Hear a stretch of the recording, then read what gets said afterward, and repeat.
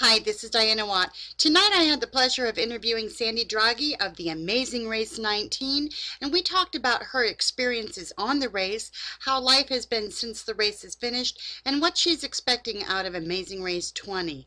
Now, the sound levels were a little low for Sandy, so my volume's going to be a little high for you. I already know, but I wanted you to be able to hear what Sandy had to say. So, here's my interview with Sandy. Oh, hi Sandy, how are you? I'm good. How are you? I'm good. So I like to do interviews a couple months after people have been off a show so that you get the perspective of a person who's gone off a reality show and goes back to regular life, because that's what happens with most reality people. And I think the answers are a little different, because you know how it is when you get off a reality show and you get peppered with one interview after another and they're the exact same questions over and over and over again. Yes. Yes. How annoying is that? It's not too bad. It's not too bad. Okay. So, what is it like to return to regular life after you've done something like this? It's been a little bit of an adjustment. My life is at work is pretty demanding, so I definitely wish that I could have a little bit more freedom in my days. So, like going on the Amazing Race, there is a different aspect of every single day. And back home now, I'm in Groundhog Day again, which is difficult. Right. So what's it like watching the show while you're living your regular life? It's weird because you'll see people and they think, "Oh my gosh, how are you here? I thought you were in Indonesia." But it was fun. It's interesting how they do edit you. There's parts, huge parts, huge storylines that they can't all fit in. But it was exciting for us to watch. Okay. Watch kind of how everything unfolded. Were you pleased with the way they edited you? Yeah, I can't say I was terribly disappointed. I think every single person is cast for a different role. And I definitely think Jeremy and I were cast for this newly dating couple who was, learning about one another. And that's what we did. And I think it showed how our dynamic changed over the course of 30 days, how we butted heads in the beginning and we kind of figured out our stride towards the end. So, I thought we got a fair edit. There was probably times in there that I blew up that I was shocked and kind of happy at the same time that they did not air. But we're happy with it. I mean, it's reality television, so you have to go into it with the mindset that they can edit you however you want. Right. What was the moment during the race where you think it clicked for you and Jeremy and the arguing subsided and the working together got better? I would say after Bangkok was our roughest leg, Bangkok in Thailand. So that was, midway through, we really hit a wall and we had to take a time out, kind of off camera, take a time out and say, look, is this worth going through? Or is this not gonna work out? So we took a step back, kind of gathered everything, took in some advice that we received from, Bill and Kathy, Andy and Tommy, and we slowed down, try to enjoy the things that we were doing and seeing. And once we did relax a little bit, we had more fun, and then we're able to, connect better as a team. And things are going good for you now, right? Yes, good. Yes, things are. Yeah, we moved in. Things are going really well. Oh, good. Yeah. So you mentioned other teams. Do Amazing Race people keep in touch afterwards? Yes, all of us are very close. And it's a very friendly group. It is, yes.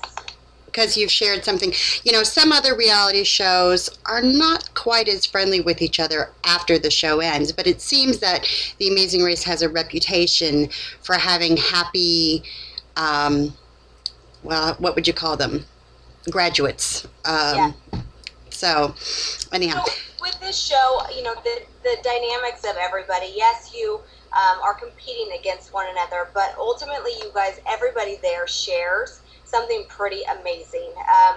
Just the experiences, the life lessons that you take away from that show, we all share that same feeling. We all share the same feeling of, we saw extreme poverty, we saw wealth, we saw people that touched our lives. We all experienced that together. So, minus all of the competition aspect of it, the 11 of us teams can take away that same message of what the Amazing Race gives you. Right. It's a pretty small world when you come down to it. People are pretty much people everywhere.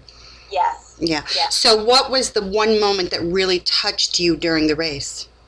You know what, I've told a lot of my patients coming back, I think the biggest kind of standout for me was we were on that bus from Lilongwe to Salima in Africa, and this was in Malawi. And we were crowded in this bus. I don't think they got a very good photo of it, but I think that the occupancy of this bus was, I don't know, say 100 people. There was 250 individuals on that. A lot of children, children without clothing, shoes. You can tell were very, very malnourished. Everybody on that, probably a quarter of the people had HIV, disease-ridden. It was very, very sad. And, you sit in that bus and you stare out the window, and for miles and miles and miles and miles and miles, you don't see anything but dirt and people walking around trying to find, live off of the land. And we stopped maybe halfway there to use the restroom, which is just a bush on the side of the road. And there was a fruit stand that some of the locals stopped to get some food at. And we got back on the bus, and the woman that I was sharing a seat with, there was probably 4 of us in one seat, looked at me, and here I am, an American. I have Nike tennis shoes on and, Lululemon pants and a backpack, looks at me, and she has no shoes on her feet, nothing, and bought a bundle of bananas and offered me one. And I was absolutely blown away. The fact that here she is looking at this American who she probably thinks has some wealth, or is traveling to her country, and she doesn't have a penny in her pocket, but she wants to offer me a banana because she has more than one. And that lesson, it absolutely blew my mind. The fact that and I relate it back to here, and think about the public transportation or the BART system here in the Bay Area. I would never take a train and someone would offer me anything, let alone their seat, but this woman wanted to give me a banana. So there are very, very kind people that have very little that are willing to share a lot. So a great respect for other people in other countries. Absolutely. And a newfound gratitude for what you have here. Yes, I have too much. Not that I have too much, but yeah, it's funny. Jeremy and I have had 2 garage sales since we've been home. We've definitely minimized our lives. The rat race that you live here in the United States, trying to have everything. We are trying to do the opposite and cut back. I'm kind of with you there. I don't have all the fanciest, like smartphones. No, we don't have that. I say, regular phone, cell phone works just fine. You'll be fine without it, and I have 3 kids, and they're quite used to the fact that they're not going to have the latest and greatest, and they're okay with it because that's the way we are. Okay, so I want to get on to some a little bit of questions that I have about the race itself. And how tired are you? How much sleep a day do you get? Not much. You really don't. You'll go a period of time for maybe 24, 30 hours without much food or sleep. So you're exhausted. That affects how you work on the competitions together too. And you're cranky. You're cranky. So you miss a meal here, you're cranky. You miss 6 in a row when you're racing. Right. Okay. So long hours. The other question I had is, it seems to me that Amazing Race, you used to have to find your own sleeping arrangements every night. They don't do that anymore, do they? You always stay in a pit stop with people. Is that correct? Correct. Yes. So that's provided for you. Unless you're traveling, unless it's a flight, you find a spot in the airport. Right. Or but the pit stops are arranged sleeping quarters now. Yes. Right.